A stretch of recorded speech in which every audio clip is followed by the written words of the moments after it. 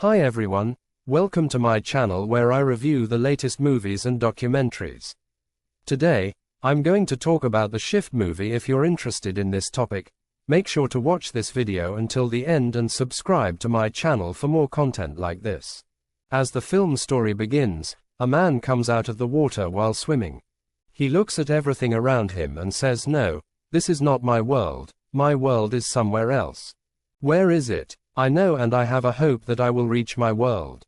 As he says this man named Kevin disappears. After it, the scene shifts and we see Kevin in his normal world. He is upset and sitting in a bar because all his money in the stock market has drowned. At this time, a girl named Molly comes and sits next to him. She wanted to talk to Kevin and says, "What happened? You look sad." Kevin says in response, "Yes, I am very upset, so please go away from here."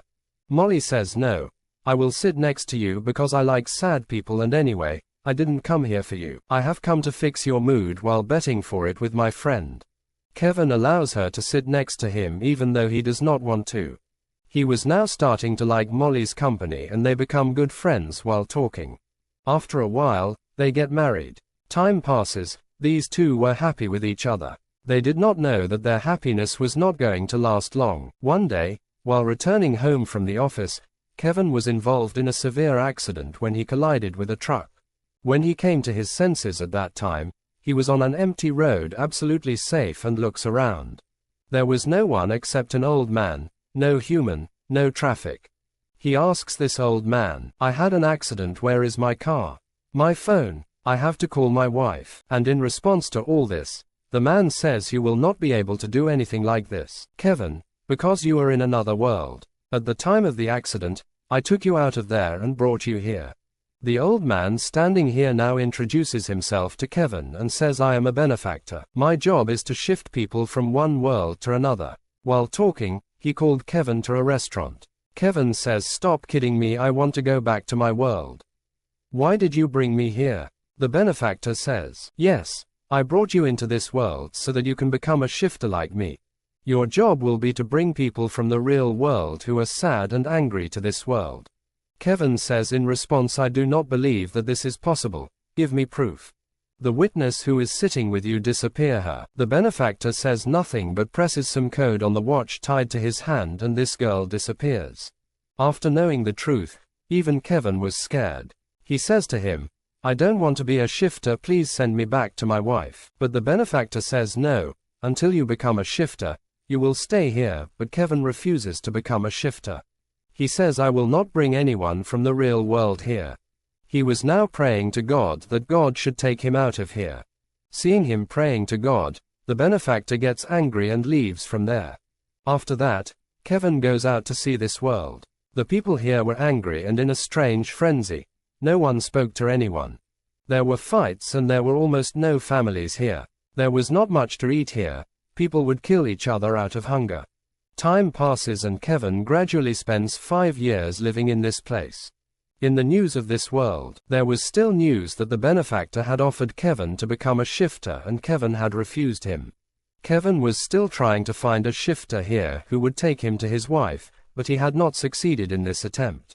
Here, he also made a friend named Gabriel, for whom Kevin wrote a Bible, which was forbidden. Kevin now goes to such a person who has such technology through which people from the real world can be seen. Kevin wanted to see his wife here. After a lot of trying, he sees her. He says to this man, "I want to go back to my wife, tell me her location." But that man says, "I can't do that. All I can do is to show you your wife." Kevin comes out and lot of people were protesting outside. Kevin and his friend Gabriel also go and stand among them. The police was standing in front of them, but suddenly, one of these protesting men ran away and disappeared. As he ran away, the police started shooting people. Kevin and Gabriel hide in a building. Here Kevin says to Gabriel, "That man was able to escape because he was a shifter.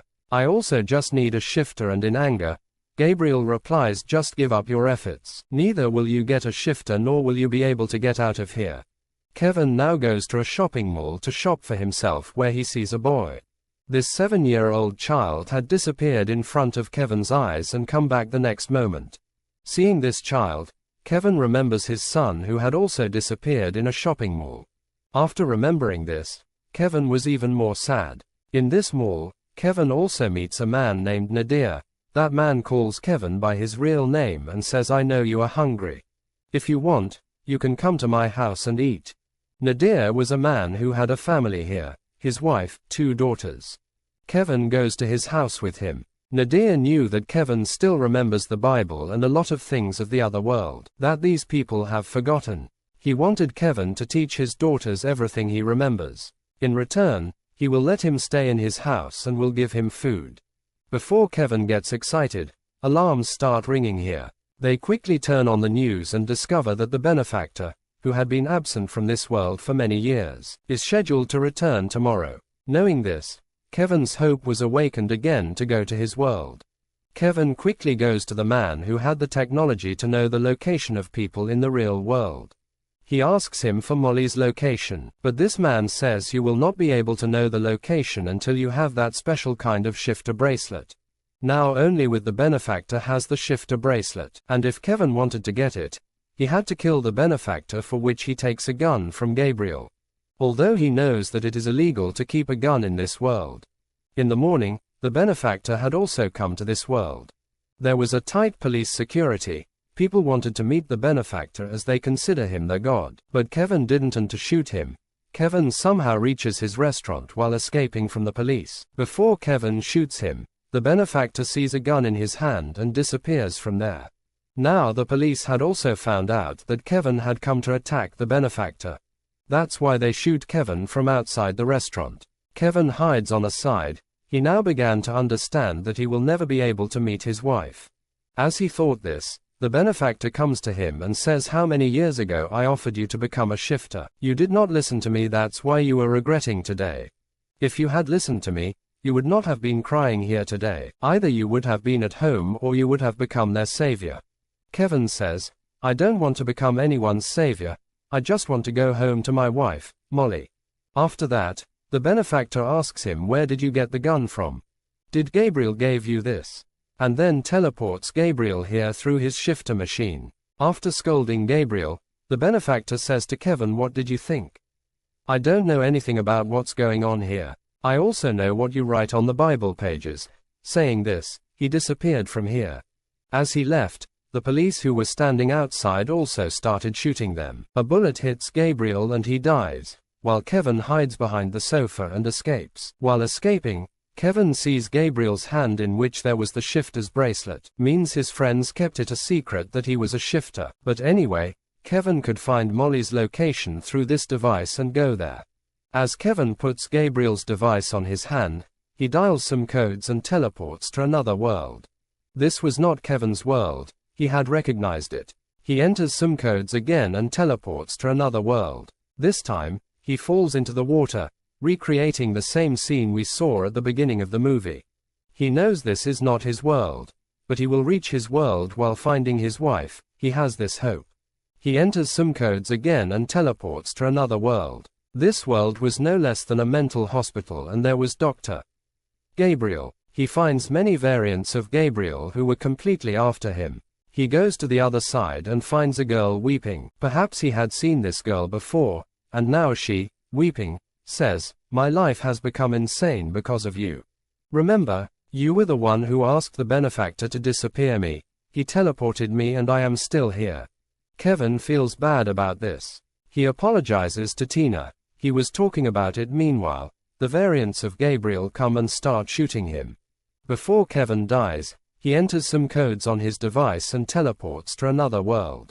Kevin sees his second variant, let's say his lookalike. He asks Kevin, "Who are you and how did you come here?" Kevin doesn't understand anything. He apologizes to him, but during this, he sees the device in Kevin's hand. He says to Kevin, "Where did you get this device from? Give me this device and I will give you what you want in return." But Kevin refuses because he had to go to his wife at any cost.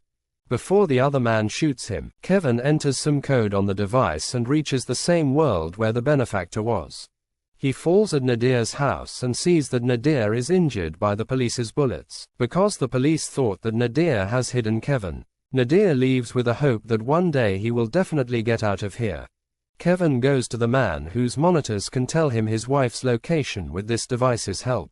While the man was searching for Molly's location, the police arrived, having tracked him down.